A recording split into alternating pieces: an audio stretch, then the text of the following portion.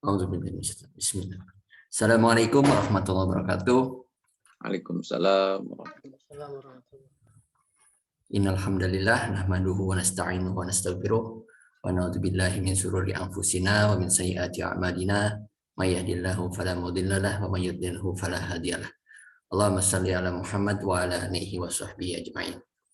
Pertama-tama dan yang utama, marilah kita panjatkan puji serta syukur kehadirat Allah Subhanahu wa taala atas segala limpahan karunia-Nya kita dipertemukan di dalam pengajian pekanan kita yang saat ini bertema tentang Sirah Nabawiyah, yaitu menuju Futuh Mekah.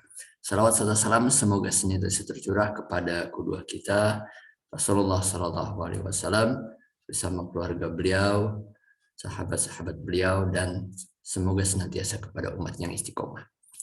Baiklah, langsung saja kepada materi utama, kepada Ustadz Daniel Barkah. Waktu dan tempat dipersilakan. Assalamualaikum warahmatullahi wabarakatuh. Waalaikumsalam. Alhamdulillahi wassalatu wassalamu ala rasulillah. Asyhadu an la ilaha illallah wahdahu la syarikalah. Wa asyhadu anna Muhammadan abduhu wa rasuluh alladzi la nabiyya ba'dah amma ba'd. Hadirin ikhwatiman rahimakumullah, alhamdulillah di pertemuan kita pada malam hari ini mudah-mudahan senantiasa ada dalam keberkahan, ada dalam kebahagiaan, ada dalam kemudahan dalam setiap urusan yang kita jalani. Mudah-mudahan tidak hanya dipermudah oleh Allah Azza wa Jalla, tapi juga diberikan nilai dan pahala di sisi Allah Azza wa Jalla. Salawat dan salam semoga dilimpah curahkan kepada Nabiullah Muhammad Sallallahu Alaihi Wasallam beserta para keluarga, sahabat, dan segenap umat yang senantiasa itba' kepadanya ila akhiril hayah nanti, mudah-mudahan termasuk kita di dalamnya.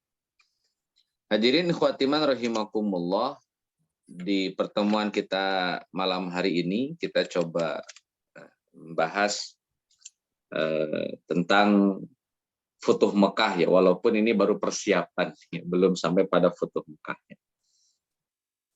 Di dalam perjalanan Nabi Shallallahu Alaihi Wasallam tentu ada proses yang disebut dengan perintisan. Di perintisan ini lebih kepada pembekalan kaum muslimin, kemudian input untuk kaum muslimin, kemudian penguatan demi penguatan bagi kaum muslimin, sampai akhirnya dari perintisan ini melahirkan orang-orang yang loyal kepada Nabi Shallallahu Alaihi Wasallam. Kemudian seiring berjalannya waktu, yang namanya perintisan ini membuahkan hasil. Satu demi satu, orang-orang Quraisy masuk Islam, satu demi satu daerah-daerah di sekitaran kota Mekah masuk Islam, bahkan bisa memiliki satu kota khusus, menjadi satu kota yang menjadi basis umat Islam, yakni kota Madinah. Pelan namun pasti perjalanan Nabi sudah mulai titik terangnya, sudah mulai titik pencapaian-pencapaiannya. Sampai akhirnya perintisan tadi yang terus ongoing proses, terus dilakukan oleh Nabi dan para sahabat, membuahkan sebuah pencapaian yang luar biasa. Dan pencapaian ini sampai pada puncaknya di zaman Nabi Shallallahu Alaihi Wasallam dengan peristiwa Futuh Mekah. Jadi inilah yang kemudian nanti menjadi kredit poinnya bagi Nabi Shallallahu Alaihi Wasallam. Perjalanan Nabi sekian tahun ini telah membuahkan hasil, yakni pembebasan kota Mekah. Nah, hadirin ikhwatiman rahimakumullah, ada hal yang kemudian juga perlu kita garis bawahi, bahwa jika seseorang sudah menunaikan tugas-tugasnya, maka sudah tidak ada lagi tugas yang akan diberikan, sehingga yang bersangkutan dalam bahasa kita kan disebut dengan pensiun. Ketika orang itu sudah tidak lagi memiliki tugas demi tugas. Pensiun itu menjadi keniscayaan akhirnya. Nabi Shallallahu Alaihi Wasallam tentunya sudah melakukan banyak hal ya. Dari mulai tugas yang berat, tugas yang lebih berat, bahkan tugas yang sangat berat. Sampai akhirnya ya Nabi harus istirahat. Karena Nabi sudah menunaikan tugas-tugasnya dengan sangat-sangat baik.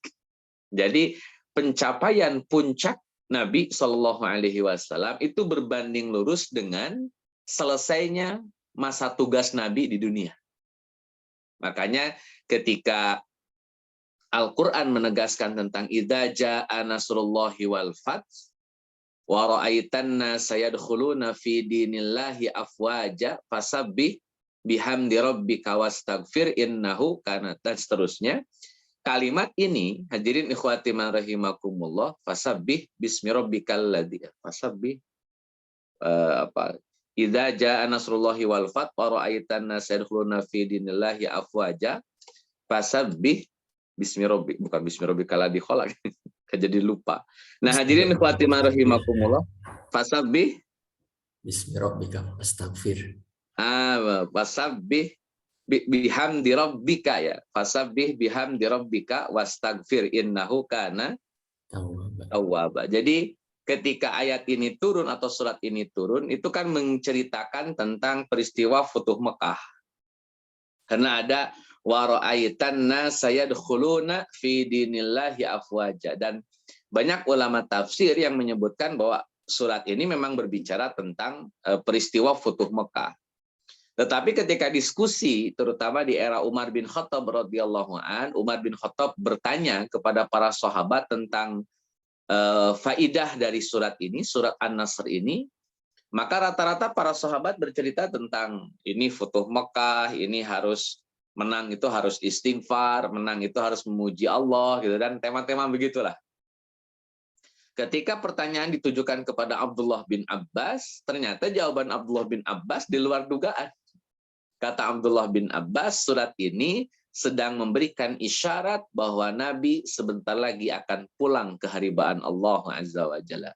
Jadi surat An-Nasr yang kemudian bercerita tentang Futuh Mekah itu menjadi isyarat, kata Abdullah bin Abbas, kepulangan Nabi Shallallahu Alaihi Wasallam ke haribaan Allah.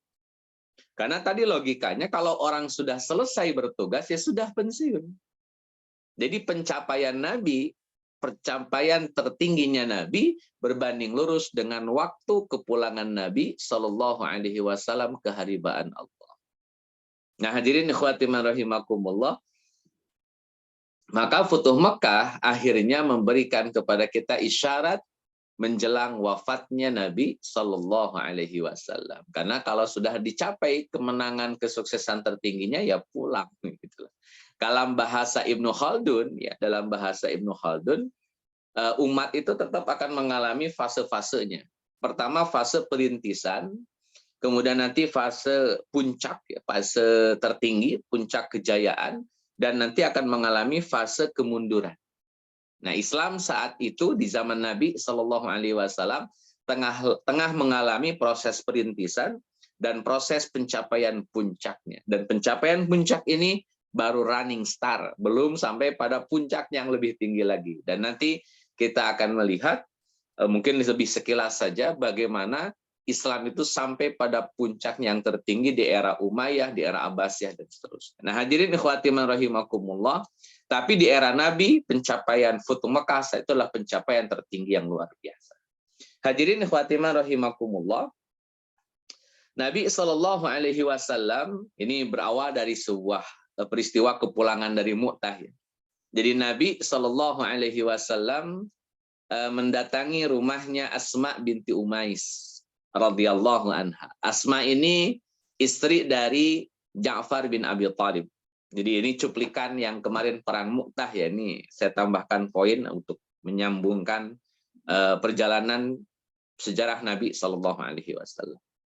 Jadi saat terjadinya perang Mu'tah dan Nabi dengan wahyu Allah Azza wa Jalla sudah mengetahui bahwa Ja'far bin Abi Thalib wafat, Zaid bin Harisah wafat, Abdullah bin Rawahah wafat, Nabi Allah Muhammad tahu, maka Nabi Allah Muhammad segera mendatangi rumahnya Asma binti Umais. Asma ini istrinya Ja'far bin Abi Thalib radhiyallahu anhu. Saat itu istrinya Ja'far yang bernama Asma binti Umais telah menyelesaikan menyamak kulit untuk dijadikan sebagai komoditas dagang.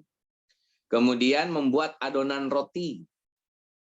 Kemudian sudah memandikan anak-anak dan meminyaki rambut mereka. Jadi lagi beres-beres lah secara sederhana, sudah menunaikan tugas-tugasnya, sudah beres-beres. Dan kalau bicara adonan roti berarti sudah masak sebetulnya. Keluarganya Ja'far ini sudah masak. Asma binti Umayyah ini sudah masak. Kemudian Rasulullah Shallallahu Alaihi Wasallam mendatangi Asma, mengabarkan kepada Asma bahwa Ja'far bin Abi Thalib telah syahid. Maka Asma sedih, kemudian berteriak, Pak. Ini dalam riwayat Ibnu Hisham itu Asma sampai berteriak. Tentu berteriak ya dalam konteks yang wajar ya, sebagai ekspresi kepanikan atau kaget, ekspresi kaget seorang Asma binti Umayyah. Sampai teriakan ini membuat para tetangganya Asma berdatangan. Jadi tetangga-tetangganya pada kumpul sekarang di rumahnya Ja'far bin Abi Thalib radhiyallahu anhu. Ketika sudah berkumpul, maka Nabi Shallallahu Alaihi Wasallam memberikan pesan nasihat, kata Nabi, kepada para sahabat yang sedang berkumpul di rumahnya Ja'far. Kata Nabi, janganlah kalian lupa untuk memasak bagi keluarganya Ja'far, sebab keluarganya Ja'far sedang disibukkan dengan kematian Ja'far. Maksudnya sedang dirundung duka. Kalau orang dirundung duka, hadirin ikhwatiman rahimakumullah, ya jangan dikasih beban masak. Namanya juga sedang kena musibah, maka jangan sampai mereka dibebani lagi dengan harus masak. Saya rasa ini pesan yang sangat sesuai ya dengan nilai-nilai kemanusiaan, bahwa di saat orang kena musibah, yang ada itu adalah kita berbelasungkawa, kita ikut mengalami, ikut merasakan kesedihannya, bahkan mengurangi kesedihan mereka dan beban mereka. Nah, cara mengurangi kesedihan dan beban mereka adalah di backup kebutuhan makan dan minumnya, atau kebutuhan masakannya. Dan ini Nabi Shallallahu Alaihi Wasallam ingatkan kepada para sahabat. Makanya kalimatnya, janganlah kalian lupa. Kenapa? Karena praktek ini rutinan. Praktek masak untuk keluarga orang yang kena musibah, dalam kurung musibah kematian, itu sudah rutinan, sering praktek itu. Makanya kata Nabi, jangan lupa. Jangan lupa memasak bagi keluarga Ja'far. Karena keluarga Ja'far sedang tertimpa musibah. Jadi secara hukum, mengadakan jamuan makanan di tempat orang yang meninggal dunia sah-sah saja, selama yang masak adalah tetangga-tetangganya. Selama yang masak tetangga-tetangganya, dan itu dalam rangka mengurangi beban orang yang kena musibah. Nanti lagi muncul pembahasan berikutnya, kalau yang kena musibah tetap pengen masak dengan alasan sedekah atas nama mayit, bagaimana? Ya sah-sah juga itu. Kalau misalkan sahibul musibahnya pengen masak untuk sedekah atas nama mayit, ya kenapa tidak? Dan itu sesuai dengan pendapat Imam Syafi'i rahimahullahu ta'ala. Kata Imam Syafi'i, fa'ammad du'a was-sadaqah mujma'ala wusulihima. Kata Imam Syafi'i, adapun doa dan sedekah atas nama mayit berdasarkan ijma' sampai kepada mayit. Itu ungkapan Imam Syafi'i yang dikutip oleh Al-Imam Ibnu Katsir rahimahullahu ta'ala dalam tafsir Ibnu Katsirnya ketika mentafsirkan surat An-Najm ayat 39. Wallahu a'lam bishawab. Hadirin Fatimah rahimakumullah, akhirnya Asma binti Umais ya akhirnya menerimalah kenyataan bahwa suaminya yang bernama Ja'far harus syahid di perang Mu'tah. Hadirin Fatimah rahimakumullah, tidak selang lama pasukan Mu'tah ini kembali ke kota Madinah. Ini pasukan Mu'tah yang terdengar kabar lah menurut menurut orang-orang Madinah, terdengar kabar bahwa pasukan muslimin dalam perang Mu'tah ini kabur dari medan perang. Itu informasi yang sampai ke tengah-tengah kaum muslimin. Ya banyaklah informannya, banyak juga yang ngasih tahu, intinya kaburlah dari peperangan, medan perang. Kalau kita analisa, teman-teman, ya dibilang kabur ada benarnya juga. Memang Khalid bin Walid dan pasukan kaum muslimin waktu itu meninggalkan medan perang. Sebelum mereka menaklukkan musuh, itu memang betul. Tapi secara hitung-hitungan matematika, 3.000 orang untuk menaklukkan 200.000 orang, itu tingkat kemungkinannya sangat kecil. Tingkat kemungkinannya sangat kecil. Walaupun bukan berarti bukan berarti mustahil ya, bukan berarti tidak mungkin saja, tetapi peluangnya relatif kecil. 3.000 lawan 200.000 itu luar biasa. Maka cara yang dilakukan oleh Khalid bin Walid radhiyallahu an dengan mundur teratur, dengan menggunakan strategi pengelabuan ya, strategi apa apa istilahnya itu? Ya pengelabuan lah, kamuflase supaya dipastikan bahwa kaum muslimin bisa selamat menuju kota Madinah, itu efektif untuk menyelamatkan banyak kaum muslimin dalam perang Mu'tah tersebut. Nah, hadirin ikhwati rahimakumullah, tapi kan orang-orang Madinah, orang-orang muslim di Madinah nggak tahu menahu urusan itu. Pokoknya melarikan diri dari medan perang aib namanya. Makanya ketika pasukan Mu'tah datang atau pulang ke kota Madinah, Nabiullah Muhammad menyambut dengan hangat. Dengan sambutan yang hangat. Adapun kaum muslimin pada teriak. Wahai orang-orang yang lari dari jalan Allah. Ucapan ini lebih kepada penghinaan atau mengejek. Sehingga kaum muslimin mengejek pasukan yang pulang dari perang Mu'tah. Bisa teman-teman bayangkan orang pulang dari perang Mu'tah dengan sangat luar biasa kepulangan mereka karena mereka menggunakan strategi yang cukup canggih sehingga tidak sampai babak belur lah menghadapi bangsa Romawi dan kabilah Arab Ghassan. Ketika mereka pulang gitu, alih-alih kemudian mendapatkan sambutan, yang ada malah diejek, yang ada malah diejek, dihina, disudutkan, dipermalukan lah kurang lebih begitu. Ini kan secara psikologis agak jadi beban, kok begini hasilnya, endingnya. Makanya dalam konsep konsep psikologi yang namanya dukungan moral atau support begitu, itu bagian hal yang sangat penting dalam sebuah proses perjalanan hidup ya. Itu dalam sudut pandang psikologi, sehingga ya segagal apapun orang ya dukung dulu, support dulu, kasih masukan dulu, kasih dukungan dulu, kasih semangat dulu gitu. Ini sudah jatuh dicela pula kan, kasihan.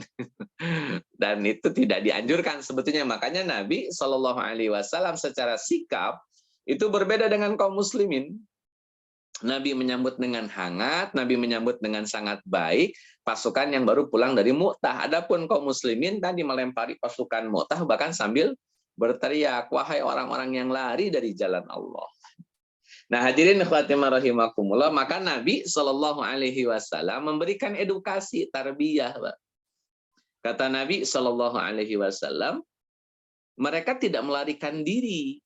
Kata Nabi, namun akan kembali lagi, insya Allah, kata Nabiullah Muhammad Sallallahu Alaihi Wasallam.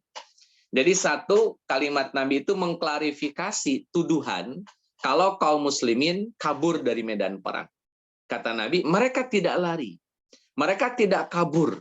Ini klarifikasi dari Nabi supaya tidak ada lagi orang yang punya frame, punya pemahaman, punya asumsi negatif terhadap kaum muslimin yang baru pulang dari Mu'tah. Makanya Nabi tegaskan, mereka nggak kabur, mereka nggak lari.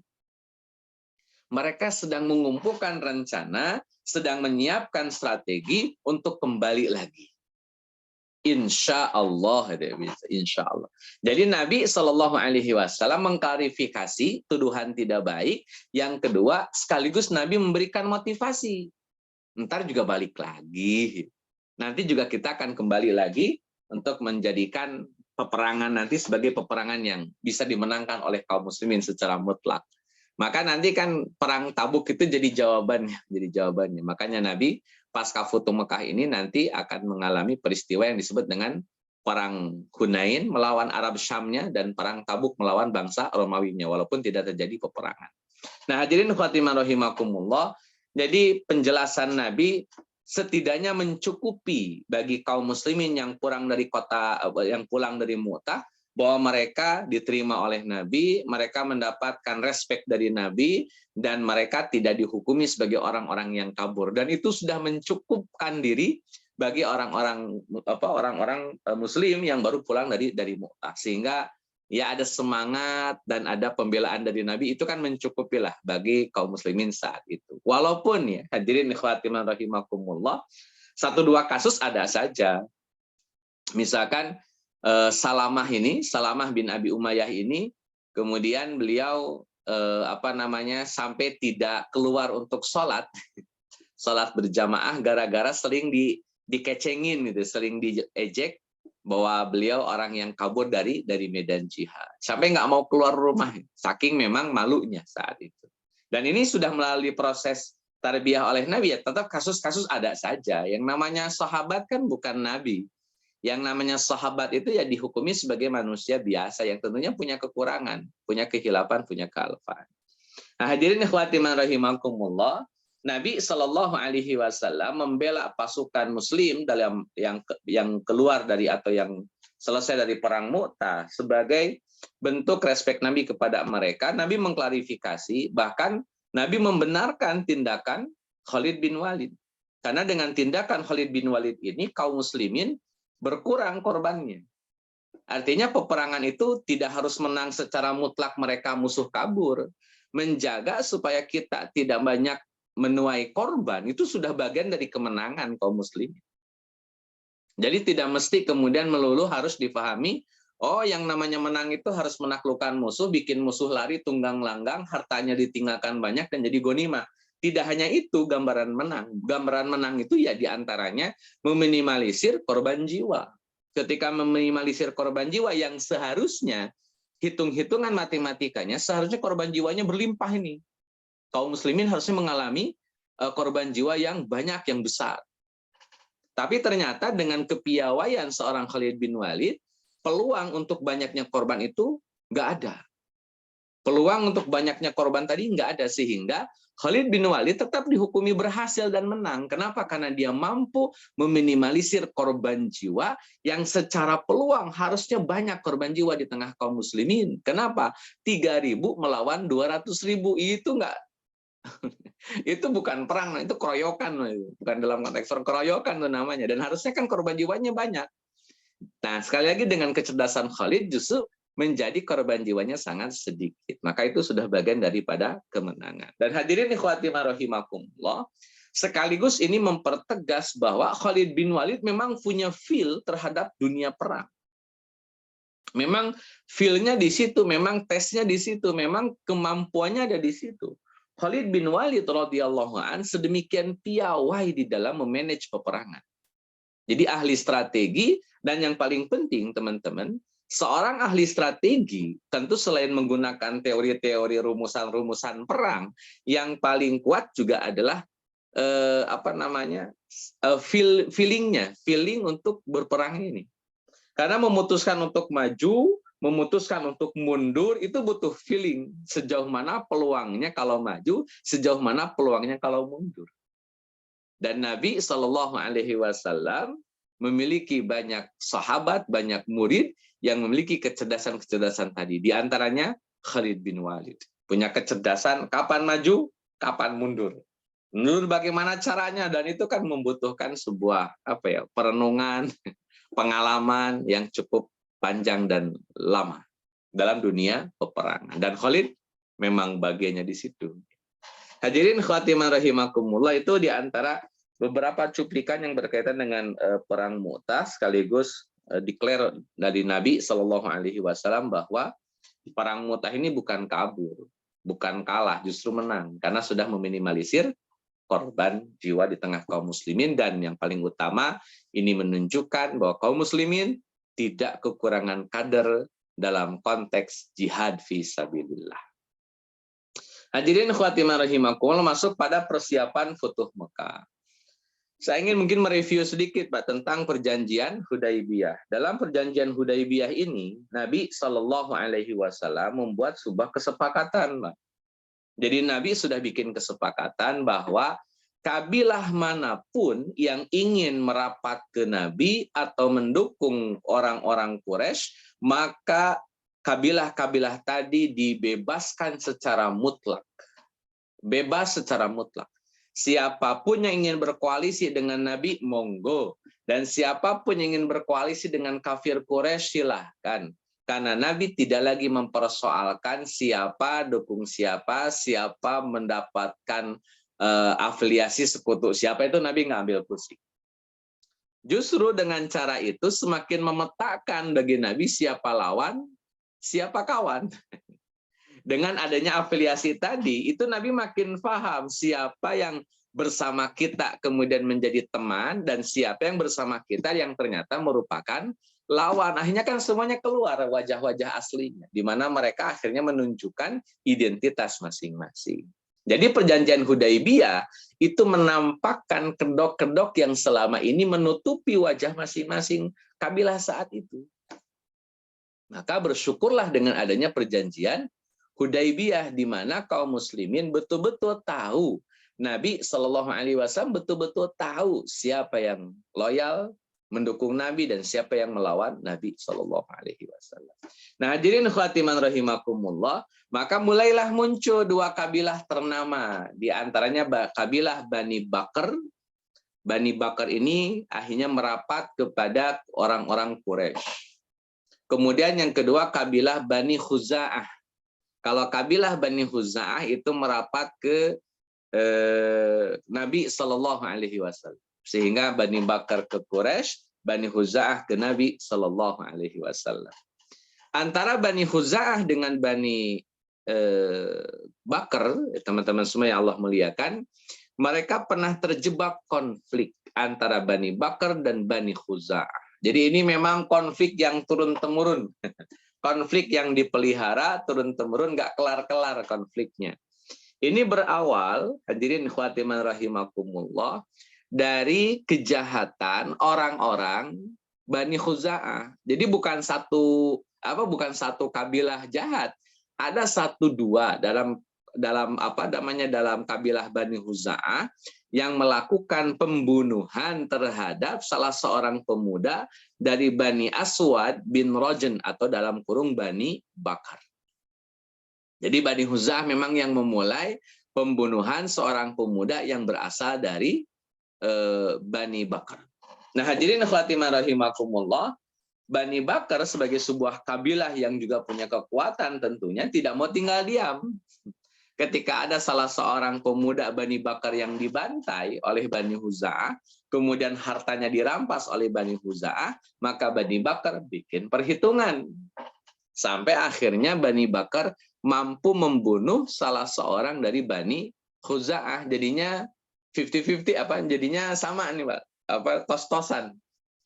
Kesimpulannya jadi sama. Sama-sama membunuh salah satu anggota kabilah dari kabilah masing-masing lawannya. Misalkan Bani Bakar membunuh Bani Khuza'ah, Bani Khuza'ah membunuh Bani Bakar. Nah, hadirin khatiman rahimakumullah, pembunuhan demi pembunuhan ini akhirnya berhenti, Pak. Berhenti. Kenapa? Karena adanya agama Islam. Sama hanya seperti suku Aus dan suku Khazraj, di mana akhirnya mereka kemudian berdamai. Maka setiap ada komunitas, kelompok, masyarakat, dan Islam datang di situ, itu pasti damai, Pak. Tidak mungkin ada konflik. Justru yang mendamaikan itu kan agama Islam. Suku Aus dan Khazraj dalam catatan sejarah ratusan tahun dari dulu tidak pernah bisa berhenti berperang. Dan tidak ada tokoh yang bisa menghentikan mereka berperang. Tidak ada momen yang bisa membuat mereka berhenti berperang. Datangnya Islam, berhenti semua. Berarti ini merupakan satu pelajaran bagi kita, Bapak Ibu yang Allah muliakan, bahwa Islam itu agama yang damai. Dan selalu hadir untuk menciptakan kedamaian. Jadi kalau ada Islam kemudian jadi tidak damai, tidak nyaman, tidak aman, berarti itu bukan Islam. Atau telah kehilangan nilai-nilai Islamnya. Kalau hadirnya itu menjadi tidak nyaman, kacau, balau, ribut, konflik, ya. Yang satu dengan yang lain tidak akur dan terus-menerus dalam kondisi yang pancaroba, ya, nilai keislamannya harus yang dipenuhi lebih baik. Nah, hadirin khatimah rahimakumullah, dan ini juga sedikit ya menggarisbawahi bahwa yang namanya agama Islam itu tidak ada yang ajarannya ekstremis, tuh nggak ada, yang menyimpang sampai ekstrim tuh nggak ada. Kalau misalkan harus mengakar pemahaman Islamnya, itu memang benar. Karena kalau Islam tidak mengakar, tidak mendalam pemahamannya, repot. Orang cetek nanti dalam memahami nilai-nilai keagamaan. Justru harus mengakar supaya dia memahami nilai-nilai keagamaan jauh lebih utuh dan menyeluruh. Kan harus demikian. Jadi sebetulnya berpikir yang mengakar itu sangat dianjurkan. Karena kalau tidak mengakar berarti pemahamannya tidak mendalam. Nah, kalau menjadi ekstremis tentu tidak boleh, dan ini sudah disepakati. Nabi pun menyatakan demikian, la taglu Fi dinikum, jangan berlebihan dalam urusan agama kalian. Itu ekstremis namanya, itu tidak boleh. Islam pun tidak mentolerir adanya gerakan ekstremisme. Apapun itu, baik kanan maupun kiri, jangan kemudian ekstremis kan. Itu jelas dari Nabi Shallallahu Alaihi Wasallam. Tidak boleh berlebihan. Nah, hadirin khatimah rahimakumullah, kembali bahwa Islam itu hanya menyatukan, setidaknya membuat Bani Bakar dan Bani Huza'ah tidak lagi terjebak dengan konflik. Setidaknya itu dulu lah. Setidaknya mereka tidak terjebak dengan konflik. Nah, hadirin khatimah rahimakumullah, setelah perjanjian Hudaibiyah, kemudian masing-masing sudah menunjukkan loyalitasnya, maka Bani Bakar dalam hal ini iseng. Padahal urusan Bani Bakar dan Bani Huza'ah itu sudah dari dulu, dan akhirnya oleh Nabi dianggap sudah selesai dengan adanya agama Islam. Ternyata ya belum selesai, di mana Bani Bakar dalam hal ini Bani Aswad bin Razan itu mencoba kembali memerangi Bani Huza'ah. Padahal mereka sudah mendapatkan pemuda Bani Huza'ah untuk dibunuh dulu sekali sebelum Islam datang ke tengah-tengah mereka. Tapi sekarang setelah perjanjian Hudaybiyah, akhirnya mereka malah jadi semangat untuk membalas dendam. Maka berangkatlah, apa ini Allah muliakan, beberapa kalangan dari Bani Aswad bin Razan ad-Daili, dari Bani Bakar ya kurang lebih, mereka berangkat beberapa orang untuk menyerang Bani Huza'ah. Walaupun tidak semua Bani Bakar terlibat, tetapi mereka bagian dari Bani Bakar. Sehingga keberadaan mereka nanti ya mau tidak mau akan membawa alma maternya, membawa background asalnya, mau nggak mau. Yang namanya ucapan seseorang itu akan sangat dipengaruhi oleh statusnya. Bani Bakar walaupun cuma segelintir orang yang terlibat, tetapi akhirnya itu menjadi sebuah isyarat bahwa Bani Bakar setuju, walaupun hanya dengan segelintir beberapa orang.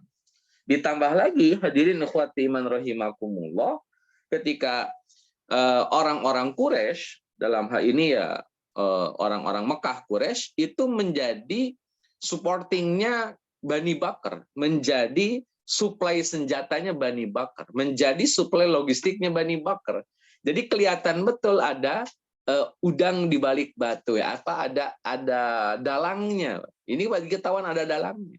Karena yang maju adalah Bani Bakar, tapi suplai di belakangnya adalah orang-orang Quraisy. Berarti ini ada kong kaling kong antara Bani Bakar dengan orang-orang Quraisy untuk mengganggu atau merusak perjanjian antara Nabi dengan orang-orang Quraisy. Ini terlepas apakah dalam penduduk Quraisy ini ada perpecahan ya.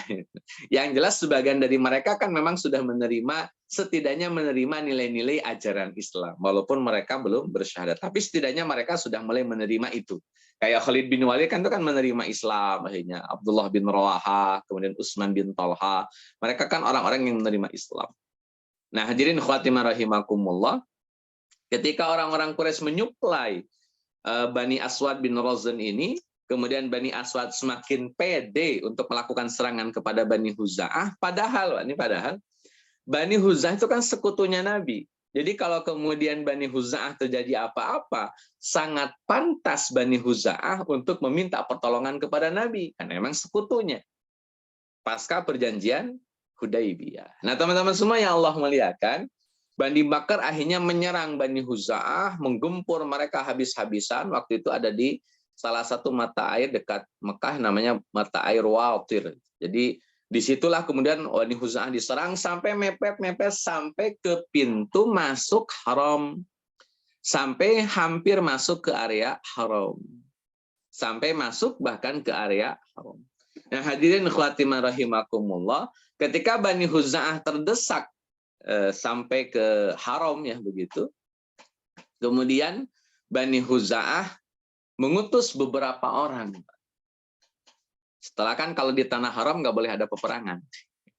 Walaupun Bani Bakar sudah ngebet saja pengen menghabisi Bani Huza'ah. Tapi ini jadi peluang bagi Bani Huza'ah untuk memainkan strategi lah. Supaya nggak habis banget gitu di pantai. Mereka bikin strategi. Karena mereka sadar betul, ini yang bisa menolong mereka cuma Nabi Muhammad SAW. Karena kan mereka terdesak, di belakang mereka ada Quraisy, di depan mereka ada Bani Bakar yang notabene Bani Bakar dengan Quraisy itu sekutuan, best friend itu. Ini kalau di belakang Quraisy, di depan Bani Bakar, habis nih jadi bulan-bulanan. Untungnya kota Mekah dilarang melakukan tindakan zalim dan peperangan, sehingga nggak mungkin ada peperangan di kota Mekah, gitu logikanya saat itu. Hadirin khatimah rahimakumullah, Nabi Shallallahu Alaihi Wasallam ketika itu didatangi oleh Amr bin Salim. Nabi di Madinah tentunya, dan Bani Huza'ah di kota Mekah didesak oleh Bani Bakar. Amr bin Salim entah bagaimanalah, beliau tentunya selamat sampai ketemu dengan Nabi Shallallahu Alaihi Wasallam. Kemudian Amr bin Salim menyampaikan bahwa ya Rasulullah, kondisi kami seperti ini. Mengalami peperangan, memerangi keributan, mengalami hal-hal yang tidak menyenangkan. Kata Bani Huza'ah. Akhirnya Amr bin Salim ini mendapatkan respon dari Nabi Shallallahu Alaihi Wasallam. Kata Nabi, wahai Amr bin Salim, engkau akan dibantu. Kalimatnya sederhana, Pak. Kamu dibantu dah, selesai. Sampai saat itu kemudian dalam riwayat Ibnu Hisham, datang langit mendung di langit, kemudian kata Nabi Shallallahu Alaihi Wasallam, sesungguhnya awan ini datang membawa pertolongan bagi Bani Ka'ab atau kabilah Bani Khuza'ah. Itu kata Nabi Shallallahu Alaihi Wasallam. Jadi ini datangnya awan mendung untuk nolongin Bani Khuza'ah. Hadirin ikhwatiman rahimakumullah, dan ini bagian dari komitmen Nabi. Siapa yang menjadi sekutu Nabi, kalau terjadi apa-apa dengan sekutu itu berarti menabuh genderang perang dengan Nabi. Berani ngotak-ngatik, berani mengganggu orang yang oleh Nabi dijamin, atau orang yang mengadakan kerjasama dengan Nabi, atau orang yang berkoalisi dengan Nabi. Mengganggu dia berarti mengganggu Nabi Shallallahu Alaihi Wasallam. Dan itu menjadi komitmen Nabi Shallallahu Alaihi Wasallam. Maka karena orang Quraisy memulai, kenapa orang Quraisy memulai? Karena suplai senjata Bani Bakar itu orang-orang Quraisy yang diserang, yang dihajar sekutunya Nabi Shallallahu Alaihi Wasallam. Tentu ini maksud dibalik tempurungnya ini. Orang-orang Quraisy sedang mencoba mempermainkan Nabi Shallallahu Alaihi Wasallam dengan mengganggu Nabi Shallallahu Alaihi Wasallam, maka Nabi tentu punya hak untuk melakukan pembalasan. Itu jelas jadi hak Nabi. Kenapa? Perjanjian yang Hudaybiyah tadi, gencatan senjata selama 10 tahun telah orang-orang Quraisy batalkan dengan peristiwa penyerangan Bani Bakar kepada Bani Khuza'ah. Oh, berarti ini sudah pemutusan perjanjian. Maka kalau sudah bubar perjanjiannya, putus perjanjiannya gara-gara orang Quraisy, maka hak bagi Nabi untuk melakukan perlawanan atau melakukan pembalasan. Hadirin khatiman rahimakumullah. Kemudian selain Amr bin Salim, juga datang Budail bin Warqa. Budail bin Warqa juga kemudian mendatangi Nabi Shallallahu Alaihi Wasallam hanya untuk kemudian meminta bantuan kepada Nabi Shallallahu Alaihi Wasallam. Dan singkat cerita, Nabi siap membantu mereka. Hadirin khatiman rahimakumullah, ketika Budail bin Warqa ngobrol dengan Nabi kemudian pamit pulang, kemudian Nabi berkomentar di hadapan para sahabat. Kata Nabi kepada para sahabat, nampaknya Abu Sufyan bin Harb akan datang menemui kalian untuk menguatkan perjanjian, dalam kurung perjanjian Hudaybiyah maksudnya, atau memperpanjang masa berlakunya. Jadi saya ingin menanggapi ini teman-teman. Orang-orang Quraisy dalam hal ini nanti Abu Sufyan sebagai wakilnya sangat ketakutan. Kelihatan betul mereka sangat ketakutan. Sangat ketakutan dengan apa yang mereka alami, dengan apa yang dilakukan oleh Bani Bakar, dengan apa yang mereka lakukan, mereka tuh semuanya ketakutan. Waduh, ini urusannya bisa panjang.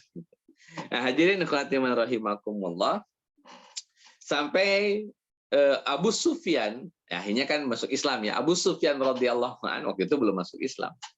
bertolak dari Mekah menuju kota Madinah. Tujuannya satu, untuk memastikan bahwa Nabi berkenan untuk memperbaiki perjanjian dan atau memperpanjang masa berlakunya. Jadi ini memang sudah sangat kena prediksi Nabi Shallallahu Alaihi Wasallam. Nah, hadirin khatimah rahimakumullah, ketika Abu Sufyan bertolak menuju kota Madinah, Budail bin Warqa kemudian juga bertolak dari kota Madinah. Akhirnya mereka ketemu di sebuah daerah namanya Usfan atau Isfan. Di tempat itu kemudian terjadilah dialog antara Abu Sufyan dengan Budail bin Warqa. Kata Abu Sufyan, kalian dari mana? Kok ada di sini, di Usfan? Maka dijawab oleh Budail bin Warqa, ya kami habis liburan, habis piknik, habis rekreasi. Ya kesinilah kami rekreasi, kata Budail bin Warqa. Tapi Abu Sufyan nggak percaya. Abu Sufyan kan bukan orang kemarin sore yang bisa dibohongin. Abu Sufyan juga cerdas. Beliau tahu betul mana yang kemudian menimbulkan indikasi bohong, mana yang tidak. Mungkin nanti jadi pertanyaan, apakah Budail bin Warqa kemudian nanti berbohong? Nah, ini kita lihat. Kata Abu Sufyan, apakah kalian dari manakah kalian berasal? Maka kata Budail bin Warqa, kami habis jalan-jalan, habis piknik, lihat-lihat lembah gitu.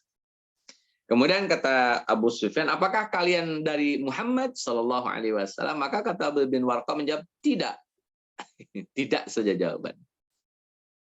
Hadirin khatimah rahimakumullah, ada istilah yang disebut dengan tauriyah. Tauriyah itu mirip-mirip bohong padahal bukan bohong. Dan ini digunakan dalam rangka apa ya?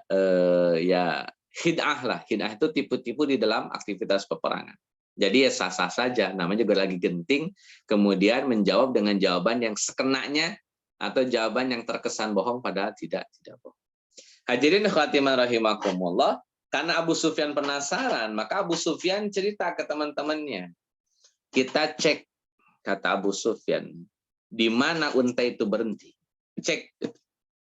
Dan ketika ngecek unta itu di mana berhenti, pasti di situ ada kotorannya unta. Maksudnya kotoran unta yang dinaiki oleh Budail bin Warqa. Kata Abu Sufyan, kita cek. Sampai akhirnya kata Abu Sufyan, kalau kotoran unta ini mengandung biji kurma, berarti fix Budail bin Warqa dari kota Madinah setelah ketemu dengan Nabi Shallallahu Alaihi Wasallam. Jadi langsung ngeklik. Kecuali kalau makanan untanya tidak ada mengandung biji kurma, kemungkinan ya tidak berasal dari kota Madinah. Tapi ya karena Abu Sufyan cerdas, ketahuan sudah bahwa Budail bin Warqa itu mendatangi Nabi Muhammad Shallallahu Alaihi Wasallam dan kemudian mengajukan beberapa permohonan perlindungan dari Nabi Muhammad Shallallahu Alaihi Wasallam. Nah, hadirin khatimah rahimakumullah, Abu Sufyan karena sudah ditugaskan oleh orang-orang Quraisy untuk menego Nabi, karena Abu Sufyan makin ketar-ketir, Pak. Sebab informasi Budail bin Warqa jelas tidak mungkin itu bagus-bagusin orang-orang Quraisy, pasti jelek-jelekin orang Quraisy. Makanya Abu Sufyan harus melakukan berbagai macam gerakan, berbagai macam tindakan agar posisi Abu Sufyan, posisi orang-orang Quraisy aman. Maka Abu Sufyan diutus oleh orang-orang Quraisy untuk memastikan kondisi yang aman. Untuk memastikan kondisi yang aman bagi orang-orang Mekah nanti. Supaya aman Abu Sufyan, supaya Nabi tidak marah, supaya Nabi tidak membela Bani Khuza'ah, supaya tidak terjadi peperangan yang dahsyat. Nah, hadirin khatimah rahimakumullah, maka Abu Sufyan bertolak menuju kota Madinah untuk menemui beberapa orang. Karena pelanggaran perjanjian Hudaybiyah yang mulai orang-orang Quraisy, maka Nabi punya hak untuk memberikan sanksi atas pelanggaran yang dilakukan oleh orang-orang Quraisy. Maka Abu Sufyan diutus. Hadirin khatimah rahimakumullah, Abu Sufyan pertama kali datang ke rumah anaknya Ummu Habibah. Di rumah anaknya ini, Abu Sufyan melihat ada tempat duduk, ya tempat duduk lah, sejenis kasur jadi tempat duduk. Maka Abu Sufyan ya karena umumnya orang bangsawan, ya karena Abu Sufyan bangsawan dan ternama, Jadi ya langsung feelingnya ya duduk di tempat-tempat yang nyaman. Duduk di tempat yang nyaman. Nah, ketika Abu Sufyan akan duduk di kursi itu, di lipatan kursi itu, maka tiba-tiba Ummu Habibah langsung mengambil kursi itu, mengambil tempat duduk itu. Maka Abu Sufyan marah, kata Abu Sufyan, ini karena saya tidak pantas buat duduk di tempat itu, atau tempat duduk itu yang nggak pantas saya dudukin. Yang mana nih yang dipilih? Saya yang tidak pantas, atau tempat duduk itu yang tidak pantas buat saya? Maka kata Ummu Habibah radhiyallahu an, kata beliau, tempat duduk ini milik Rasul. Sedangkan antum, wahai ayah, masih musyrik dan najis. Itu kata Ummu Habibah. Aku tidak sudi engkau duduk di atas tempat duduk ini. Itu kata Ummu Habibah yang notabene merupakan anak dari Abu Sufyan bin Harb. Nah, hadirin ikhwati man rahimakumullah. Akhirnya Abu Sufyan bin Harb karena ditolak oleh anaknya, sampai kata Abu Sufyan, demi Allah, setelah engkau berpisah denganku, engkau menjadi orang yang berperangai buruk. Itu ungkapan dari Abu Sufyan kepada ibunda Ummul Mukminin Hafsah binti Abu Sufyan bin Harb. Hadirin ikhwati rahimakumullah, setelah ditolak oleh anaknya, Abu Sufyan tidak berlama-lama lah. Mungkin tadinya pengen ngobrol, pengen bercengkrama, ya namanya bapak sama anak udah lama nggak ketemu. Tapi mungkin Abu Sufyan mengurungkan rencananya, mengurungkan niatnya, sudahlah langsung saja menemui tokoh pentingnya, yakni Nabi Muhammad Sallallahu Alaihi Wasallam.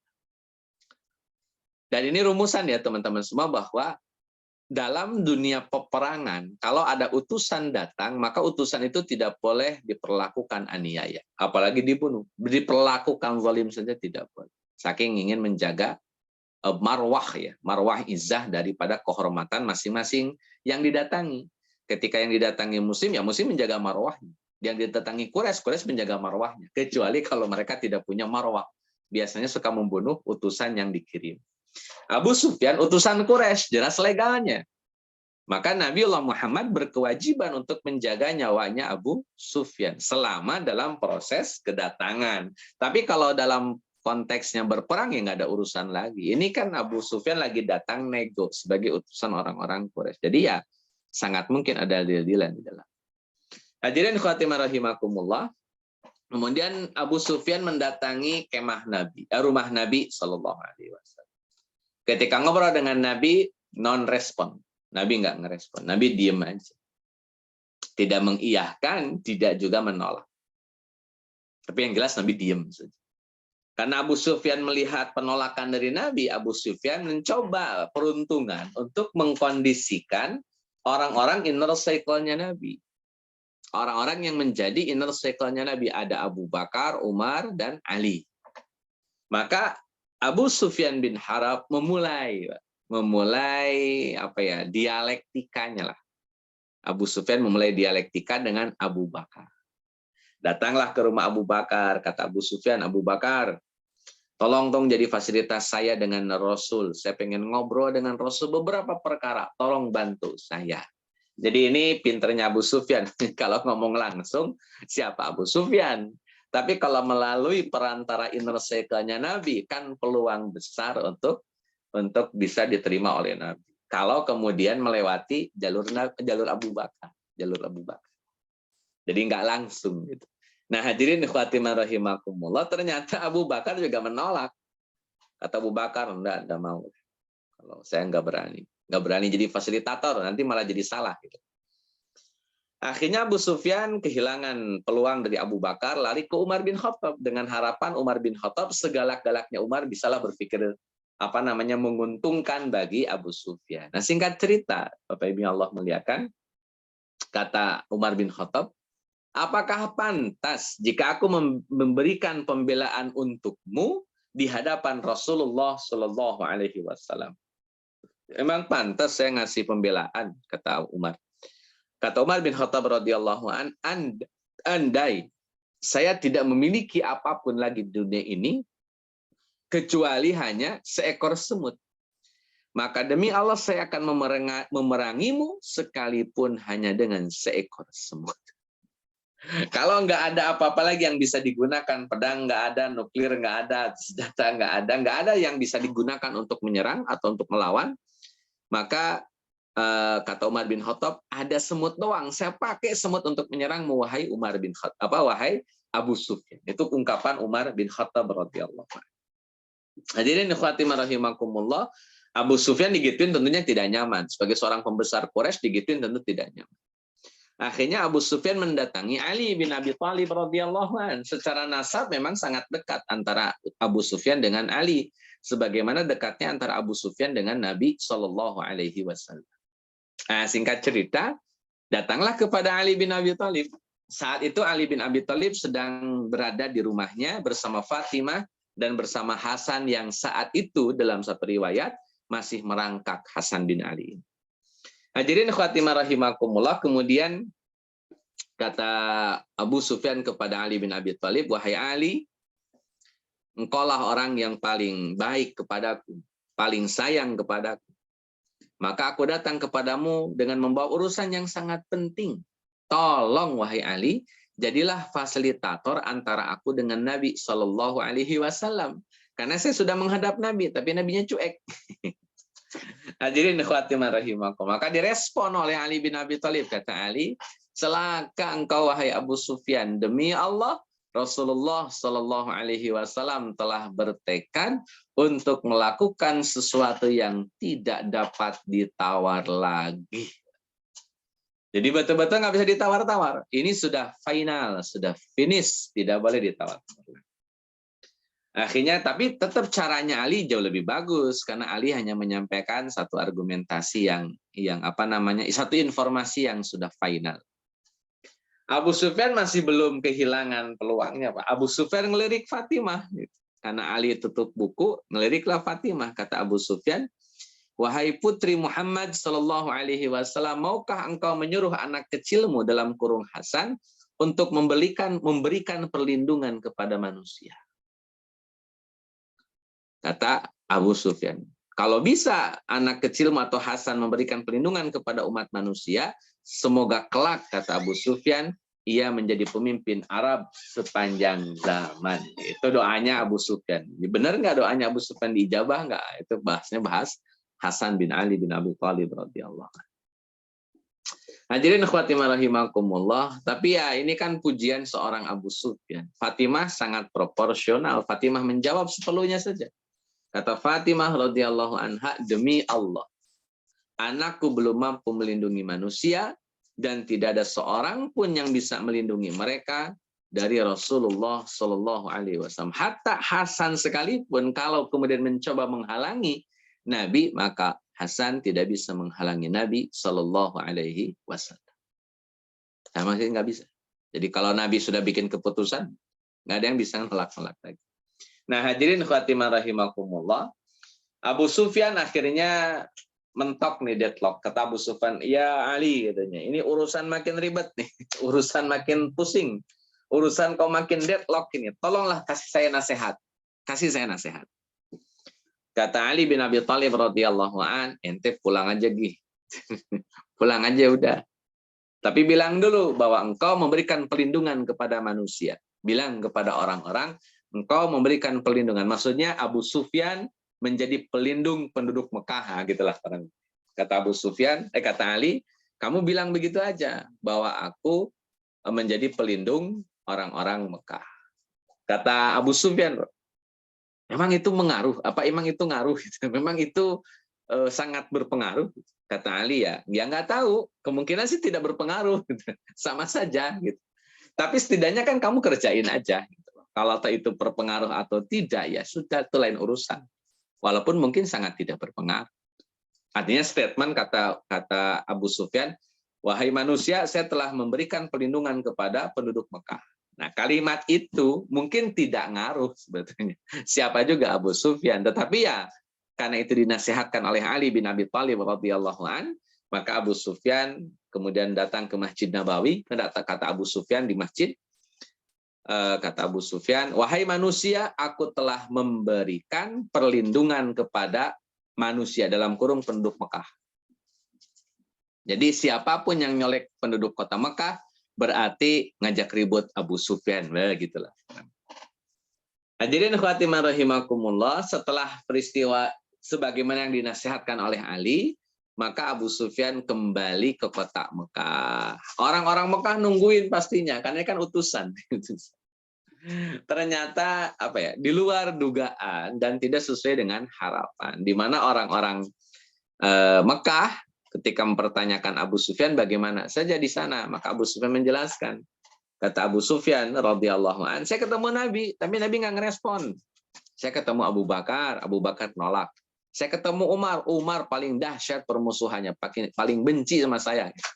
Nah, datanglah kepada Ali orangnya lembut, kalau Ali santai, kalau Ali mah enjoy, gitu. Kata Abu Sufyan radhiyallahu an. Orang-orang Mekah belum nangkap isinya. Terus apa yang kamu lakukan di sana? Ya, saya dapat pesan dari Ali, nasihat dari Ali. Pesan apa? Kata orang-orang Mekah.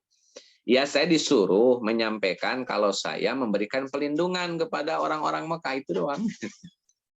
Maka kata orang-orang Mekah, ente dipermainkan sama Ali, mau-mau saja. Itu kata orang-orang Mekah. Akhirnya Abu Sufyan sudah melakukanlah setidaknya apa yang mesti dia lakukan, dan ya selesai.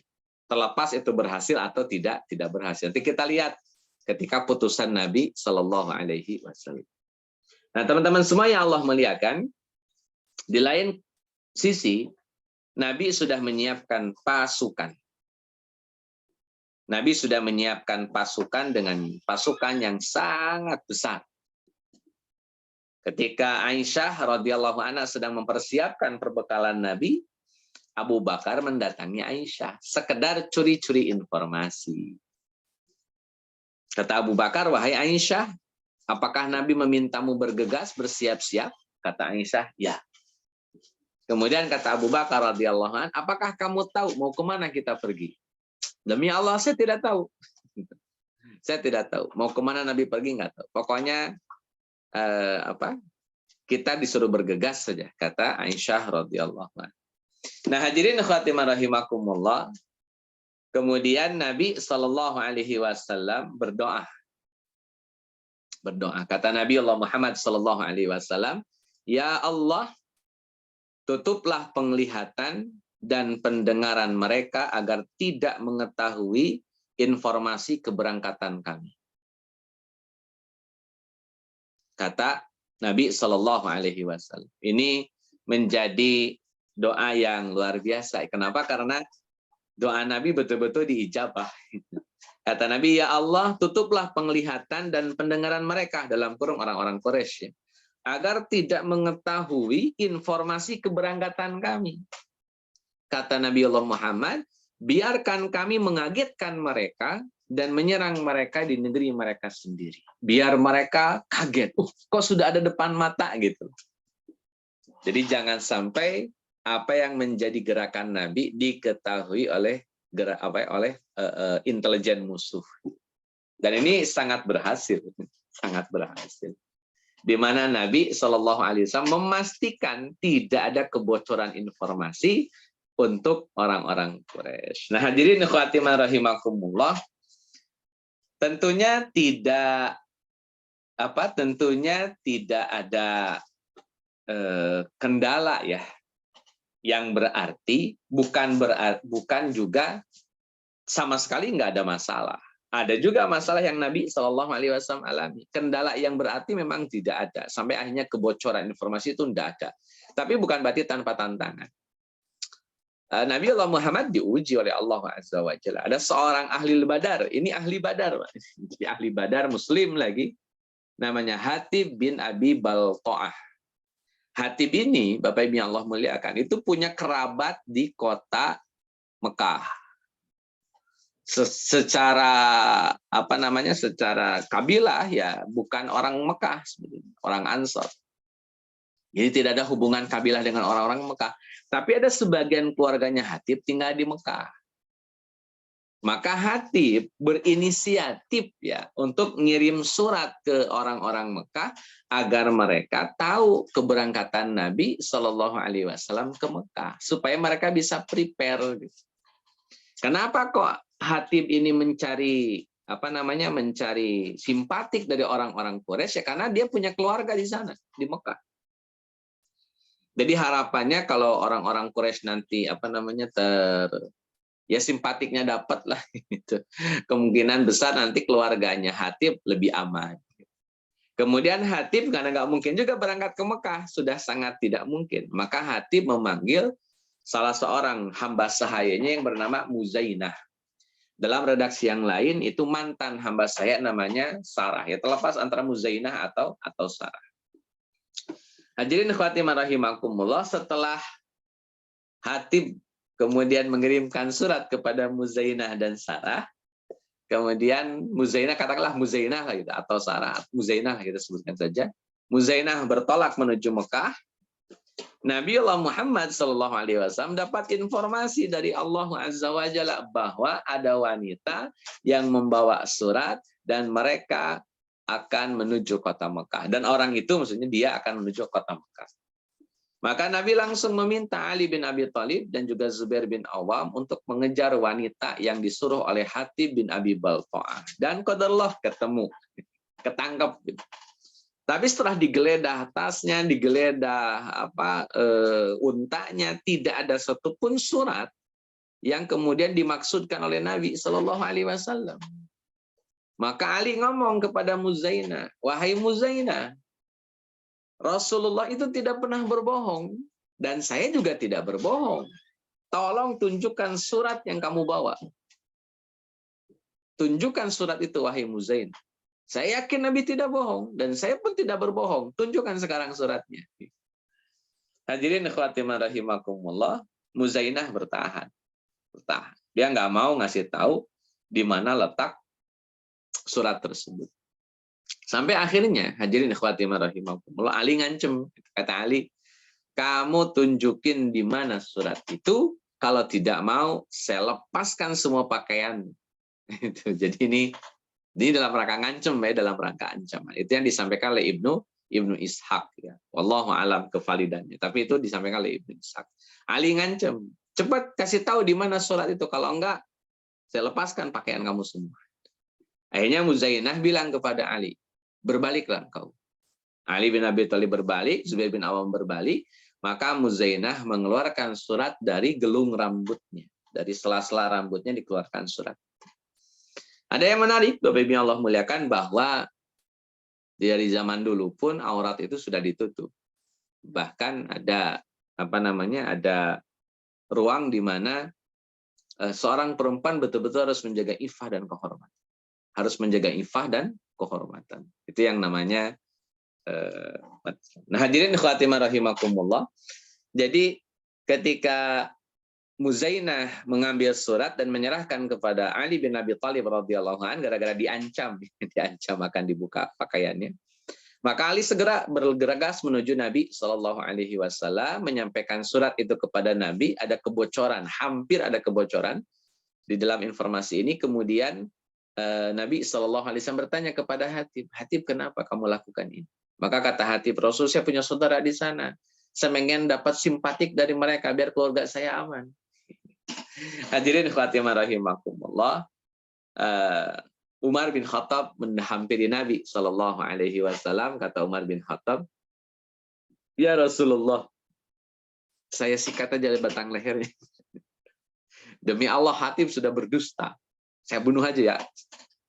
Maka jawaban Nabi Shallallahu Alaihi Wasallam, wahai Umar, tidakkah engkau mengetahui bahwa Allah telah melihat mujahidin Badar, kemudian Allah Azza wa Jalla berfirman, kata Allah kepada mujahidin Badar, kata Allah, kerjakan apa saja yang kalian inginkan, toh aku sudah mengampuni atau menghapus kesalahan-kesalahan kalian atau dosa-dosa. Jadi mujahidin alumni Badar itu betul-betul mendapatkan legitimasi, udah terserah kalian mau ngapain. Toh saya sudah maafin. Makanya Hatib bin Abi Balta'ah akhirnya dibebaskan oleh Nabi Shallallahu Alaihi Wasallam. Baik hadirin khawatimah rahimakumullah, ini jam 21:12. Saya rasa itu dulu barangkali. Kalau ada pertanyaan silahkan. Allah a'lam.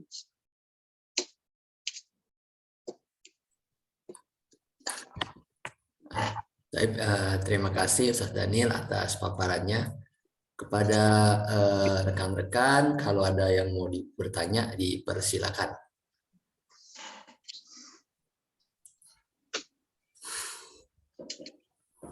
Kalau enggak, mungkin saya dulu Ustaz yang bertanya. Boleh, silakan. Ini kalau dilihat dari yang apa tadi ya, kan berarti kan Abu Sufyan dan orang Quraisy di Mekah ketakutan betul ya akan Ya. serangan dari pasukan Muslimin. Nah ini pertanyaan saya, apakah setelah 10 tahun perjanjian Hudaybiyah itu kaum Muslimin memang bertambah kuat gitu, sehingga pasukan Mekah jadi ketakutan, atau ada sesuatu yang lain Ustaz? Atau saya kelewat kali ya? Jadi ini sebetulnya belum sampai 10 tahun perjanjiannya. Oh iya, karena di tengah jalan Ada ya. pelanggaran ini, pelanggaran dari Bani Bakar ketika menyerang Bani Huza'ah. Jadi kalau hitung-hitungan durasi tahunnya baru 2 tahun.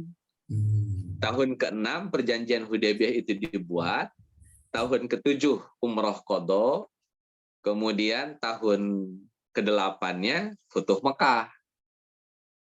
Jadi setelah Umroh Qadha kan nanti Mu'tah, dan akhirnya setelah perang Mu'tah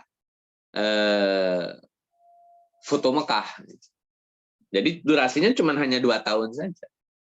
Dalam kurun waktu 2 tahun ini, kemudian orang-orang Quraisy sedemikian takut, setidaknya cuplikan sejarah yang dilalui oleh Nabi. Pertama, Nabi bisa umroh ke kota Mekah. Padahal hanya butuh waktu 6 tahun saja.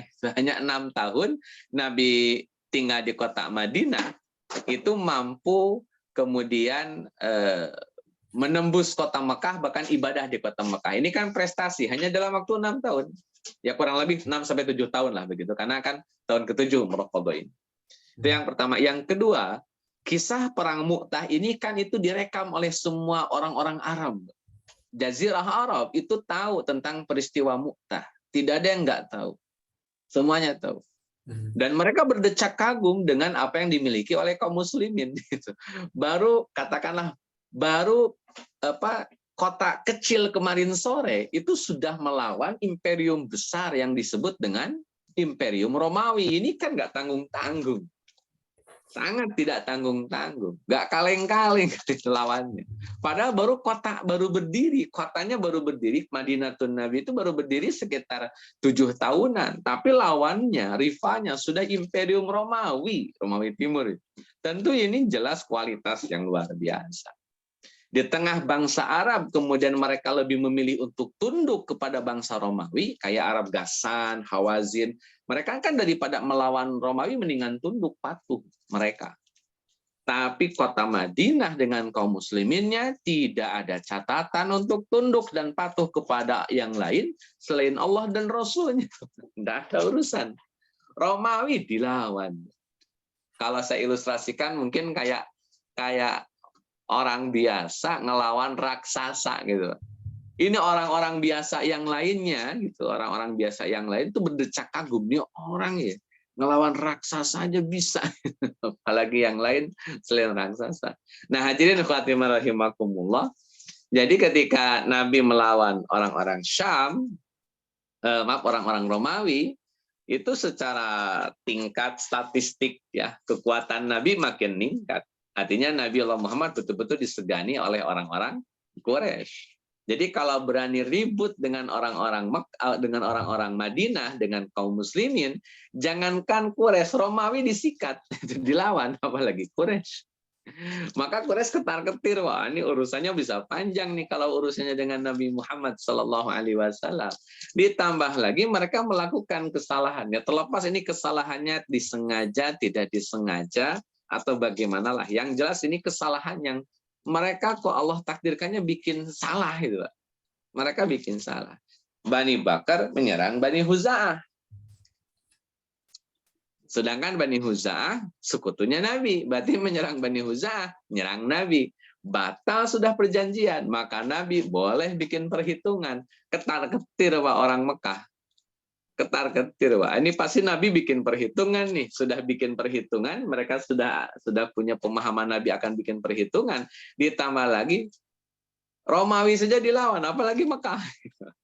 Jadi sangat ketakutan akhirnya mereka. Makanya dalam kurun waktu 2 tahun ini beberapa peristiwa kecil sebetulnya, ada peristiwa yang sedikit ya, tetapi peristiwa yang sedikit ini memberikan kesan mendalam bagi orang-orang Quraisy.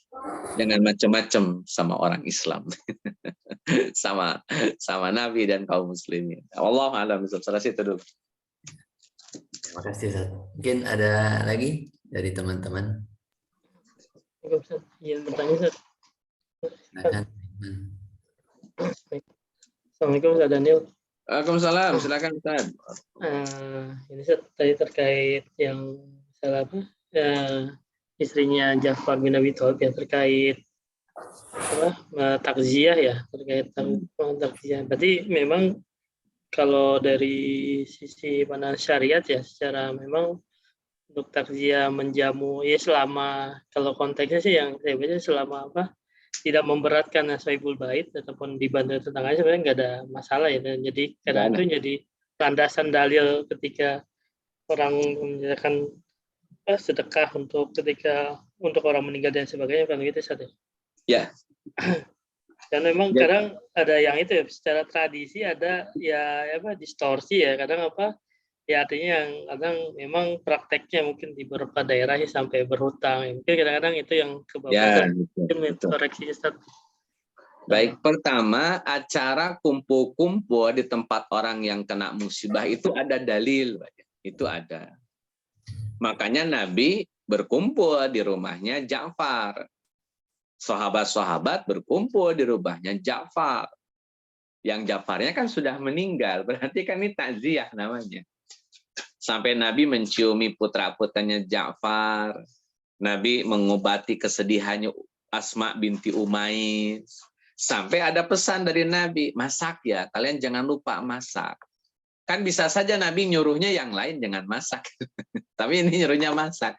Karena memang kemungkinan akan banyak orang yang datang ke situ untuk sekedar berbelasungkawa. Dan itu sudah jadi tradisi Nabi. Nabi itu kalau berbelasungkawa datang ke tempat yang kena musibah, mendoakan di tempat tersebut. Dan itu banyak hadis yang sahih yang menyebutkan Nabi itu kalau takziah mendatangi yang kena musibah, terus berdiri mendoakan. Setelah itu pamit. Kenapa? Karena Nabi kalau diam di situ pasti akan mengundang orang lain datang dan bisa jadi itu memberatkan si sahibul musibah. Maka saat Nabiullah Muhammad harus berdiam diri di sebuah rumah yang kena musibah, Nabi akan ingatkan supaya tetangga-tetangganya yang masak. Makanya tadi bahasa untuk sahabat-sahabat ketika Ja'far meninggal, jangan lupa kalian masak untuk keluarga Ja'far. Karena keluarga Ja'far sedang disibukkan dengan musibah ini. Jadi rumusan dasarnya takziah itu berkumpul-kumpul di rumah orang yang kena musibah, kemudian tetangga-tetangganya bawa makanan, itu sah dan lumrah, memang dari zaman dulu sudah ada demikian. Kalau toh dihubung-hubungkan dengan Hindu atau Buddha, ya kalau memang ada titik kesamaan itu lain persoalan, Pak. Kalau misalkan untuk dihubung-hubungkan, Kristen Ortodok juga sholat hari ini. Tapi kan kita nggak harus menghubung-hubungkan sholat kita sama dengan sholat Kristen Ortodok. Saya lihat itu praktek sholatnya sangat sama persis. Tidak persis banget sih, tapi memang ada kesamaan antara sholatnya Kristen Ortodok dengan kita. Bahwa di situ dijelaskan Kristen Ortodok, saya lihat itu di YouTube, di sekolah minggu Kristen Ortodok, itu ada mereka praktek wudhu, praktek sholat, sampai praktek puasa. Dan kita tidak akan bilang bahwa ajaran Islam dari Kristen Ortodok kan gitu. Jadi kesamaan itu, kemiripan itu tidak lantas kemudian menimbulkan satu statement yang konfrontatif atau yang tidak produktif begitu di tengah-tengah masyarakat. Dan saya rasa tidak ada orang yang berani bilang sholat kita ini niru-niru Kristen Ortodok, itu nggak mungkin ada. Padahal secara hitung-hitungan durasi mereka lebih dulu dibanding Nabi Muhammad SAW, kan begitu sebetulnya. Tapi ya kita nggak akan bilang ke sana. Jadi ketika ada praktek yang ada di kita dan mirip-mirip dengan Hindu atau Buddha, jangan langsung dipahami, wah ini berarti ketularan Hindu-Buddha. Gitu. Jangan dulu ke situ, karena bisa jadi secara penekanan hukum, penekanan dalil nggak ke situ juga. Gitu. Sekali lagi kalau ada yang mirip, ya bilang mirip saja. Tidak harus kemudian seolah-olah saling terhubung antara satu dengan yang lainnya. Padahal masing-masing berdiri secara independen. Kalau bicara teks misalkan, di dalam tafsir Ibnu Katsir surat An-Najm ayat 39, bahkan yang namanya orang yang kena musibah, siapa saja yang kena musibah, misalkan kehilangan ayah, kehilangan ibu, itu boleh sodakoh atas nama mayit. Dan hadis sodakoh atas nama mayit itu sahih. Saya kasih ilustrasi, Pak. Ada orang kena musibah. Kemudian yang kena musibah ini kaya raya. Datanglah orang-orang tetangga-tetangga untuk takziah. Sepulang dari takziah, maklum orang kaya, dia ngasih bingkisan. Ada sajadah, ada sarung, ada Quran. Dan mereka mampu karena memang orang kaya. Tentu itu sah-sah saja. Toh orang itu sedang sodakoh atas nama si mayit, maka tugas yang dikasih sodakoh ya tinggal nerima. Urusan dia suka tidak suka itu urusan lain. Yang penting dia terima dulu sodakoh orang yang ngasih. Nanti dia mau kasih lagi ke yang lain, ya silahkan. Kalau memang tidak butuh dengan sarung, dengan sajadahnya, ya kasih dengan yang lain, kan selesai. Tapi ketika dia datang, ya terima saja. Itu berdasarkan tadi yang disebutkan oleh Imam Syafi'i. Ini ungkapan Ibnu Katsirnya, kata Ibnu Katsir, wastan batos Syafi'i fa'ammad du'a was sadaqah mujma' ala wusulihima. Dan Imam Syafi'i beristinbat. Imam Syafi'i beristinbat bahwa adapun doa dan sodakoh berdasarkan ijma sampai kepada si mayit jika diniatkan kepada si mayit. Itu kama qala Imam Syafi'i. Berdasarkan surat An-Najm ayat 39, wa allaisa lil insani illa ma sa'a. Wallahu a'lam bishawab. Tambahan poinnya, Bapak Ibu yang Allah muliakan, di dalam kitab I'anatul Talibin ini ada diskusi ya yang saya lihat di YouTube itu antara 4 orang ustadz ya di dalam YouTube yang disebutkan hadir dalam membahas masalah ini. Yang dikutip adalah Imam Abu Bakar Asy-Syattadi di dalam kitabnya I'anatul Talibin. Dalam kitab I'anah ada penjelasan bahwa kumpul-kumpul di tempat orang yang meninggal dunia itu masuk kategori bid'ah munkarah. Ini diungkapkan oleh penulis buku kitab I'anatul Talibin. Saya temukan memang ada, Pak. Itu kalimat itu memang betul-betul ada dalam kitab I'anatul Talibin. Kumpul-kumpul di rumah orang yang kena musibah itu bid'ah munkarah. Ada teksnya, ada redaksinya. Namun yang jadi masalah adalah itu ujung kalimatnya. Kalimat ini ada awalnya, ada prolognya, nggak langsung ujung-ujung epilog gitu. Kalimat bid'ah munkarah itu kan kesimpulan di akhir, sedangkan kronologis di awalnya ada itu. Dan sayangnya orang fokus pada kalimat bid'ah munkarahnya daripada kronologisnya. Padahal kalau dibaca dari kronologis, baru ketemu bid'ah munkarahnya ke arah mana.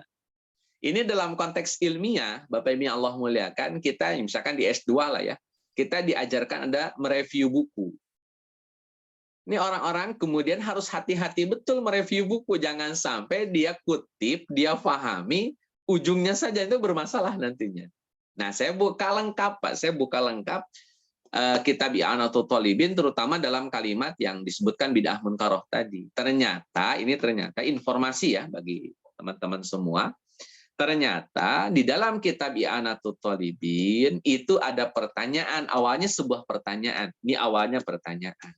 Pertanyaannya, Syekh kepada Syekh Abu Bakar Asy-Syattadi, kami ini ada kasus di kampung kami, kata yang nanya. Di kampung kami, Syekh, kalau ada orang kena musibah, itu masyarakat sekitar pada kumpul.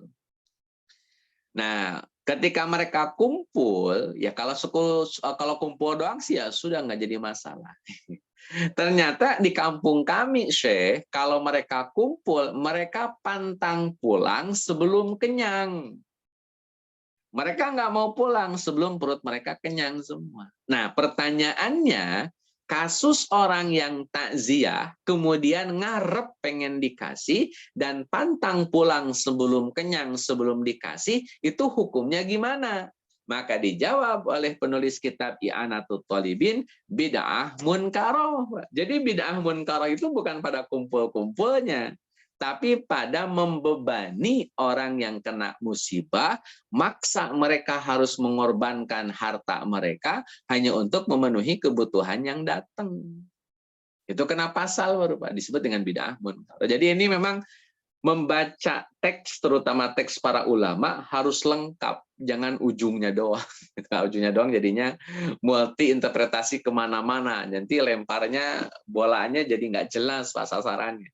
Maka biasakan lengkap di dalam membaca sebuah literatur. Dan ternyata bid'ah munkarah yang disampaikan oleh Syekh Abu Bakar Asy-Syatta itu lebih kepada satu kasus, di mana kasus itu orang-orang datang takziah, datang ke tempat orang yang kena musibah, alih-alih mengurangi beban, yang ada malah nambah beban. Mereka pantang pulang sebelum kenyang. Praktek itu jelas bid'ah munkarah. Wallahu a'lam. Jazakallah Ustaz penjelasannya. Sami-sami. Terima kasih Ustaz Daniel atas penjelasannya. Mungkin ada pertanyaan lagi, ada 2 menit, sisa 2 menit lagi.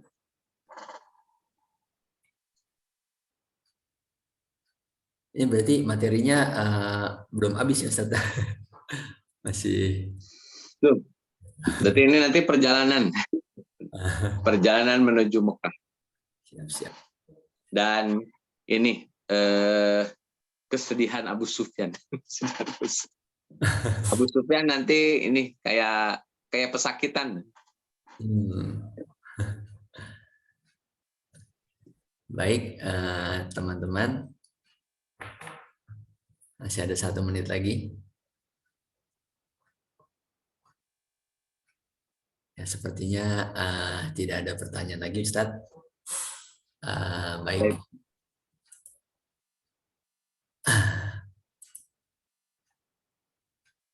Karena waktunya sudah menunjukkan 9:30, kita tutup kajian kita hari ini dengan membaca hamdalah. Alhamdulillah. Amin. Istighfar, astagfirullah, dan doa penutup majelis. Subhanakallahumma wa bihamdika asyhadu an la ilaha illa anta astaghfiruka wa atubu ilaik. Terima kasih para jamaah dan terutama Ustaz Daniel. Assalamualaikum warahmatullahi wabarakatuh. Waalaikumsalam warahmatullahi wabarakatuh. Terima kasih semuanya. Jazakallah khair. Waalaikumsalam. Mohon izin pamit duluan semuanya. Assalamualaikum warahmatullahi Waalaikumsalam. Waalaikumsalam. Kita tutup recordingnya.